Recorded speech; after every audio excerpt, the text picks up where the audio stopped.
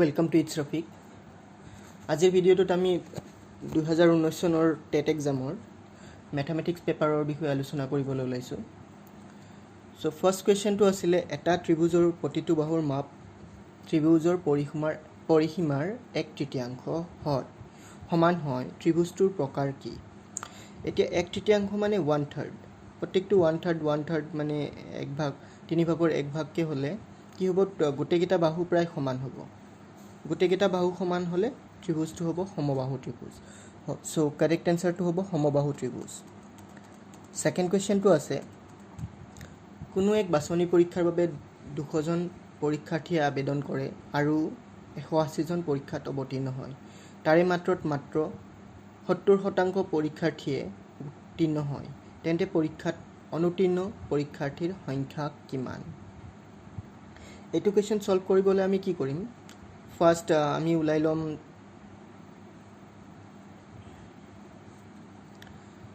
আমি 180 ৰ 70% উলাই লয়খনে যেটো आंसर পাম হেতুক আমি -180 ৰ পৰা মাইনাস কৰি দিম সো মাইনাস কৰিলে আমি পাম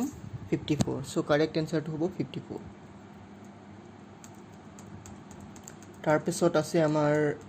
এটা শ্ৰেণী কোঠাৰ সকলো লৰাক একে ৰেখাত থিয় কৰোৱা হল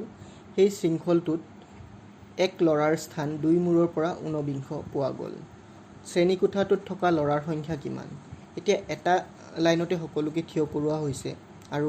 একদম মাজত থকা লৰাটো আছে 19 নম্বৰত মানে লৰাটো দুইফালে খুফাল আৰু বাওফালে আৰু 18 জনকে লৰা আছে সো आंसरটো ওলাবলৈ আমি কি কৰিম 18 + 18 মানে পালো 37 36 তাৰ লগত +1 কৰিম 36 + 1 37 সো কাৰেক্ট आंसरটো হ'ল 37 এতিয়া এটা সংখ্যাৰ 35% বঢ়ালে মান হয় 89 তেন্তে সংখ্যাটো কি সো ফাৰ্স্ট আমি 89 ৰ 35% উলাই লম তাৰ পিছত এটো 189 ৰ পৰা মাইনাস কৰিম মাইনাস কৰিলে আমি পাম 140 তাৰ পাছত নেক্সট কোৱেশ্চনটো আছে এটা চতুৰ্ভুজৰ কৰ্ণ দুডালে পৰস্পৰক লম্বভাৱে দ্বিখণ্ডিত কৰে সেই চতুৰ্ভুজটো যদি পৰস্পৰে লম্বভাৱে বা পৰস্পৰে ৰাইট এংগলক ডায়াগোনালত কাট কৰে তেতিয়া হলে কি হ'ব হেতু এটা ৰম্বাসে হ'ব ৰম্বাস হ'বলৈ সদায় কৰ্ণকিডালে পৰস্পৰক লম্বভাৱে সমদ্বিখণ্ডিত কৰিব লাগে কিন্তু প্ৰত্যেকটো কোণ যে 90 ডিগ্ৰী হ'ব হেতু কম্পালসৰি নাথাকে সো ইয়াৰ কাৰেক্ট आंसरটো হ'ব ৰম্বাস এতিয়া নেক্সট কোৱেশ্চনটো ওপৰৰ চিত্ৰটোত থকা ত্ৰিভুজৰ সংখ্যা কিমান সো এটো হ'ব 19 ফাৰ্স্ট 1 2 3 4 5 6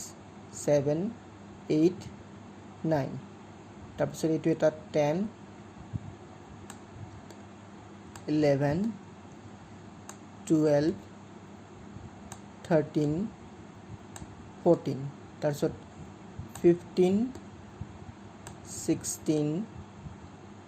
এটো এটা আছে 17 18 আৰু এটা আছিলে 19 so total number of ত্ৰিভুজ হ'ব ইয়াতে total number of triangle হ'ব 19 তাৰ পিছত আছে যদি এটা বৰ্গক্ষেত্ৰৰ কালি 9 cm আৰু 3 cm যুক্ত আয়তৰ কালিৰ সমান হয় তেনকে বৰ্গক্ষেত্ৰটো প্ৰতিটো বাহুৰ মাপ হ'ব এটো কাৰেক্ট आंसर হ'ব 3 cm সলিউশনটো মই স্ক্ৰিনত দি দিম চাই লব তাৰ পাছত আছে এটা আয়তৰ পৰিসীমা 4 মিটাৰ বাহু বিশিষ্ট বৰ্গৰ পৰিসীমাৰ সৈতে সমান হয় আয়তৰ দিশ তাৰ প্ৰস্থৰ 3 গুণ হয় তেন্তে আয়তটোৰ কালি কিমান হ'ব if the perimeter of a rectangle is equal to perimeter of a square with sides 4 cm and the length of the rectangle is thrice of its breadth then the area of the rectangle would be so thrice হলে কি হ'ব suppose যদি length to 1 বুলি ধৰো আৰু height to যদি 3 হলো মানে 1 or thrice হ'ব 3 1 plus 3 4 4 in sorry, if the perimeter of a rectangle is equal to perimeter of a square with side 4. So first আমি perimeter টো ওলাই লওঁ square টোৰ perimeter হ'ব 4 into side মানে 4 into 4 16 হৈ গ'ল এতিয়া যদি আমি rectangle টোৰ perimeter ওলাওঁ তেতিয়া হলে কি হ'ব rectangle টোৰ perimeter ও 16 এ হ'ব দুটাৰ perimeter একে হয় এতিয়া যদি rectangle টোৰ side ওলাব যাওঁ 2 ৰে ডিভাইড কৰিলে আমি পাম 16 অফ 2 ৰে ডিভাইড কৰিলে পাম 8 এতিয়া 8 টোক আমি এনেকে ডিভাইড কৰিব লাগিব এটা সাইড এটাৰ থ্ৰাইস হ'ব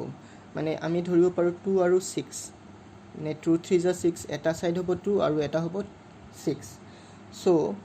আমি যদি তাৰ এৰিয়া ওলাও 2 into 6 12 সেই কাৰণে কাৰেক্ট আনসাৰটো হ'ব 12 নেক্সট কোৱেশ্চনটো আছে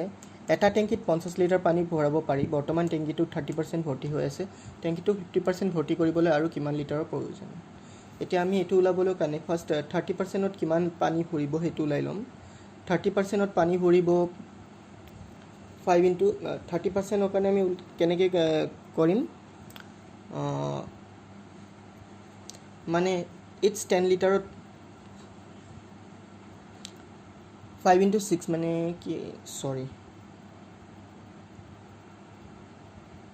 30% পানী ভৰি আছে 50 লিটাৰত সো 30% অৰ যদি আমি ডাইৰেক্ট 100 পানী পিছে হেতু 50 লিটাৰ আছে 30% অৰ হাফ হ'ব 15 মানে 15 লিটাৰ অলৰেডি ভৰি আছে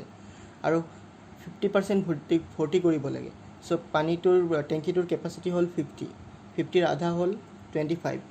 মানে অলৰেডি 15 লিটাৰ ভৰি আছে আৰু 10 লিটাৰ ভৰালে হেতু 25 হৈ যাব সো কাৰেক্ট আনসাৰটো হল 10 এতিয়া a b আৰু c ৰ কাৰণে আমি এটা সিম্বল ইউজ কৰিম প্লাস মাইনাস আৰু ইনটু সো এইটো এক্সপ্ৰেছনৰ আনসাৰ কি হ'ব ফাৰ্স্ট আছে 10c4 মানে 10 into 4 40 হ'ব a মানে হল প্লাস 40 প্লাস 4 into 4 মানে 16 40 plus 16 কিমান পাম 56 আৰু b6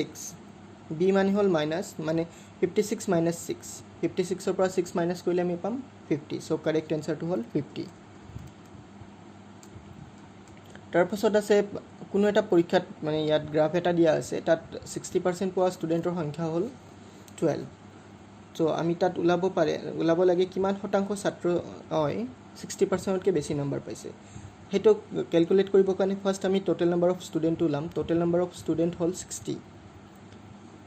total number of student হল ইয়াত 60 সো 60 ৰ পৰা 60 ৰ পৰা টোটাল 12 টা ষ্টুডেন্টে পাইছে মোৰ দেন 60% সো হেতুক যদি আমি পাৰ্সেন্টেজত কনভাৰ্ট কৰো তেতিয়া আমি পাম 20%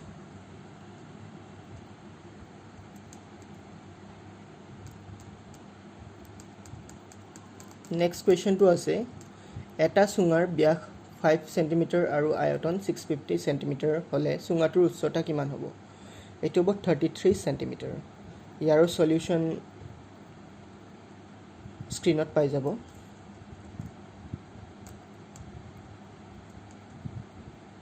নেক্সট কোৱেশ্চনটো আছে 420 মিনিট আৰু ঘণ্টাৰ কাটা দুটালৰ মাজৰ কোণৰ পৰিমাণ কিমান হ'ব এটা 420 হলে কি কলে কাটা দুটাল এক্স্যাক্টলি অলপ একেলগে থাকে এই দুটা কিন্তু প্ৰায় একে নাথাকে কমান ডিসটেন্সত থাকে এটো 10 ডিগ্ৰী কোণ কৰিব যদি 4 আৰু এটা কাটা 20 থাকে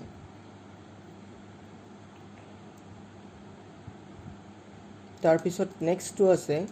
যদি এটা সংখ্যাৰ 100% ৰ মান 16 হয় তেন্তে সংখ্যাটো 50% কিমান হয় 50% মানে কি হ'ব সংখ্যাটোৰ আধা হ'ব সো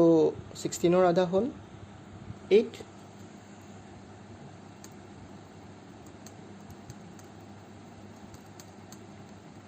তাৰ পিছৰ কোৱেশ্চনটো হ'ল 10জন মানুহৰ গড় বয়স 60 বছৰ তাৰে 8 জনৰ বয়স 488 হয় তেন্তে বাকি দুজনৰ বয়স উলিওৱা এটো কাৰণে আমি কি কৰিম ফাৰ্স্ট 10 জন মানুহৰ টোটাল বয়সটো আমি কাউন্ট কৰি লম সো 10 into 60 কৰিলে আমি পাম 600 তাৰে 8 জনৰ 488 এটো মাইনাস কৰি দিলো মাইনাস কৰিলে আমি পাম 112 এতিয়া 112 ত দুজনৰ বয়স হ'ল 112 112 ক যদি আমি 2 ৰে ডিভাইড কৰো তেতিয়া আমি আনসাৰটো পাম 56 সো কাৰেক্ট আনসাৰটো হ'ল 56 নেক্সট আছে প্যাটাৰ্ন GH ইয়াতে সব মন কৰিব GH জিৰ পাছত H ডাইৰেক্ট আহিছে তাৰছত GH I টো নাই J আছে কে মাজত আৰু এটা সংখ্যা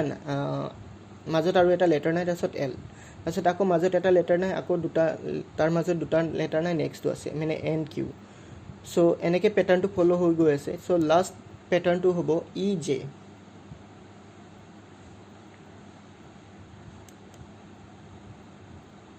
সৰি ই জে নহয় ডিৰ পাছত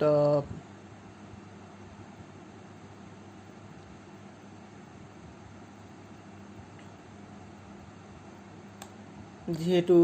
প্ৰত্যেকবাৰে এটা এটা সংখ্যা কমি গৈ আছে মানে জিৰ পাছত এইচ আই পাছত জে চ' ডি ইৰ পাছত এফ হ'ব চ' সংখ্যাটো হ'ব এফ এল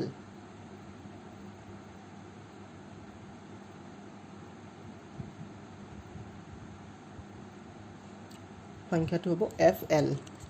এফ তাৰপাছত মাজত কিমান এটা নাথাকিব এটা দুটা তিনিটা চাৰিটা মাজত পাঁচটা লেটাৰ নাথাকিব এফ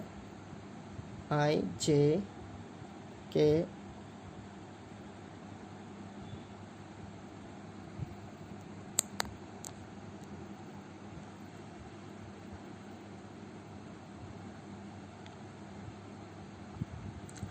তাৰপিছত আছে লসাগু আৰু গসাগুৰ এইটো ইয়াৰ কাৰেক্ট এনচাৰটো হ'ব 3/4 তাৰপিছত আছে তলত উল্লেখ কৰা সংখ্যাবোৰৰ ভিতৰত অমিলটো বাছি উলিওৱা ইয়াতে মন কৰিব 25টো হ'ল এটা স্কুৱেৰ ৰুট মানে 5 × 5 25 36টো হয় 6 × 6 36 64টো হয় এটা স্কুৱেৰ ৰুট মানে 64ৰ কাৰণে হয় 8 × 8 64 কিন্তু 78টো এটা স্কুৱেৰ ৰুট নহয় চ' 78টো অমিল হয় সেইটো মেটচ নকৰে বেলেগ এটাৰ লগত NMEICT কোন বছৰত আৰম্ভ কৰা হৈছিল এইটো হ'ব 2009 এটা ট্ৰেপিজিয়ামৰ উচ্চতা 8 সেন্টিমিটাৰ সমান্তৰাল বাহু দুটা যোগফল 16 হয় তেন্তে ট্ৰেপিজিয়ামটোৰ কালি কি হ'ব এটা আমি কালি উলাব লাগে মানে এৰিয়া উলাব লাগে চ' তাৰ কাৰণে আমি কি কৰিম ফাৰ্ষ্ট ট্ৰেপিজিয়ামটো সমান্তৰাল মানে যিকেইটা পেৰালেল আছে সেইকেইটাৰ যোগফল হয় 16 এটা পেৰালেল দুটাক যদি আমি মাইনাছ ডিভাইড কৰোঁ 2 দি ডিভাইড কৰিলে আমি পাম 8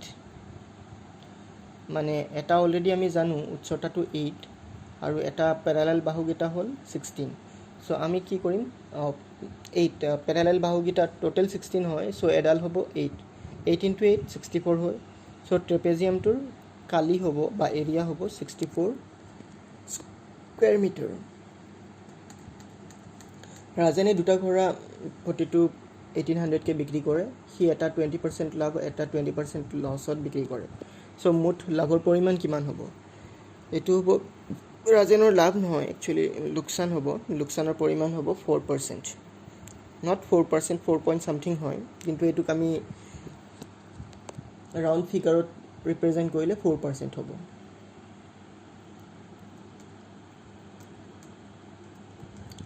তাৰপিছত আছে এটা আয়তৰ প্ৰস্থ 10 centimetre com 10 metre com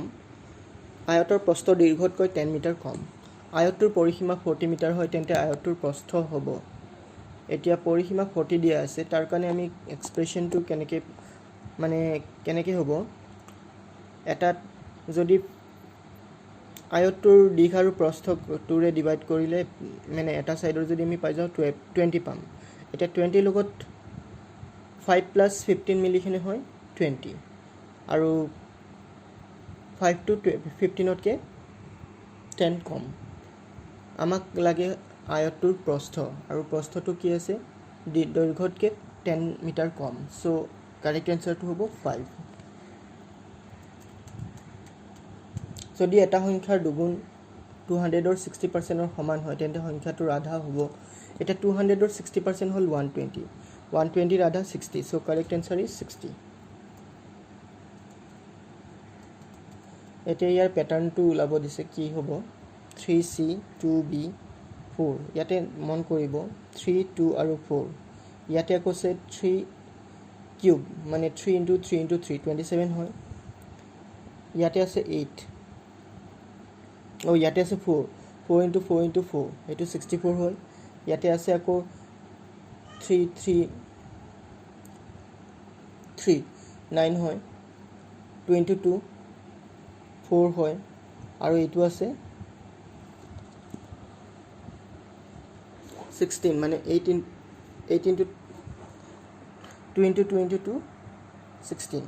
So as here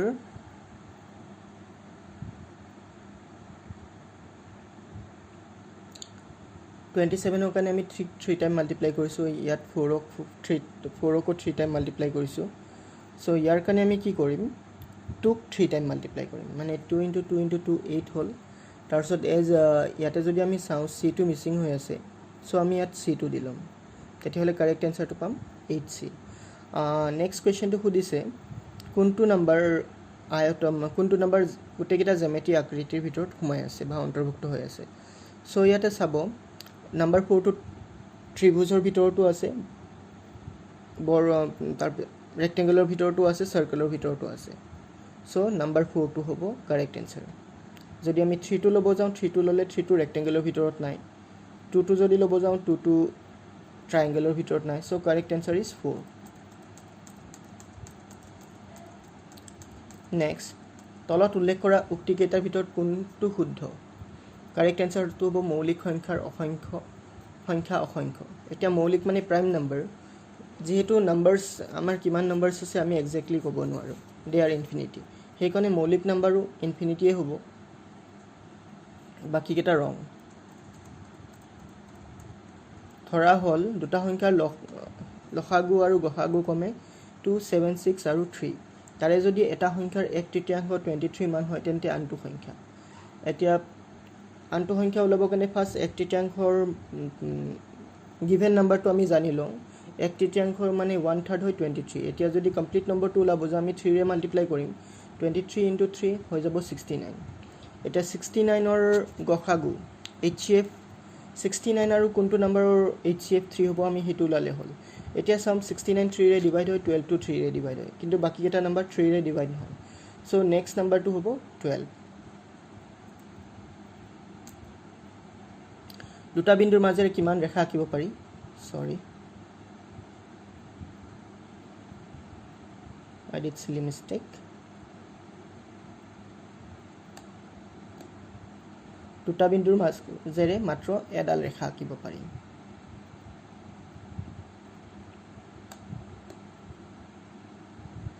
কিন্তু যদি কোৱেশ্চনটো এনেকৈ হয় এটা বিন্দুৰ মাজেৰে কেইডাল ৰেখা আঁকিব পাৰি তেতিয়াহ'লে এনসাৰটো হ'ব ইনফিনিটি বা অসংখ্য এতিয়া এটা ঘনক আছে এটা আয়তৰ ডাঙৰ বাকচ আছে বাকচটোৰ আয়তন হল 60 into 54 into 30 তাৰ ভিতৰত আকৌ সৰু সৰু বাকচ আছে বাকচ গিটা হল কিউব হেগিটাৰ প্ৰত্যেকটো মানে হাইট লেন্থ ব্ৰেথ 6 হয় সো প্ৰত্যেকটো তাকো 25 টাকে চকলেট থাকে তেতিয়াহলে কি কৰিব লাগে আমি কিমানটা টোটাল চকলেট থাকিব ডাঙৰ বাকচটোত হেতু ওলাব লাগে তাৰ কাৰণে ফাৰ্স্ট আমি কি কৰিম আয়তন ফাৰ্স্ট আমি ডাঙৰ বাকচটোৰ আয়তনটো উলাই লম মানে 60 into 54 into 30 যেটো আনসাৰ পাম হেতু কাকো আমি সৰু বাকচটোৰ আয়তন উলাই লম মানে 6 into 6 into 6 হে আনসাৰটোৰে ডিভাইড কৰিম এটা ডিভাইড কৰি যেটো আনসাৰ পাম হেতু আনসাৰক কাকো আমি 25 দি মাল্টিপ্লাই কৰিম মাল্টিপ্লাই কৰিলে আমি পাম 11250 সো কাৰেক্ট আনসাৰ হ'ব 11250 আটাইতকৈ সৰু যৌগিক সংখ্যা যৌগিক মানে যেটো নম্বৰৰ more than দুটা নম্বৰতকে ডিভাইড কৰিব পাৰিম যেটো নম্বৰৰ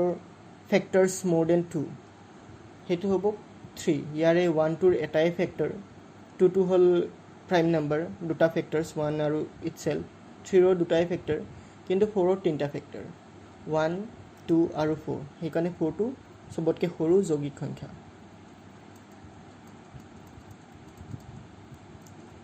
so thank you for watching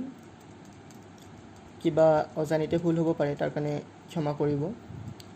আৰু যদি বেলেগ সাবজেক্টও টেটৰ বেলেগ পেপাৰো কভাৰ কৰিব জানিব বিচাৰে বেলেগ পেপাৰৰ সলিউশন জানিব বিচাৰে তেনেহলে কমেন্টত লিখিব পাৰে আৰু যিকিটাৰ সলিউশন মই কৈ দিয়া নাই বিকজ হেকিটা অকমান দীঘল হয় হেকিটা মই স্ক্ৰিনত দি দিম তাৰ পৰা চাই লব কেনেকৈ সলভ কৰে নেক্সট ভিডিঅত মই বেলেগ সনৰ টেটৰ কোৱেশ্চন পেপাৰ সলভ কৰিবলৈ ট্ৰাই কৰিম Thank you for watching see you in the next video till then take care and bye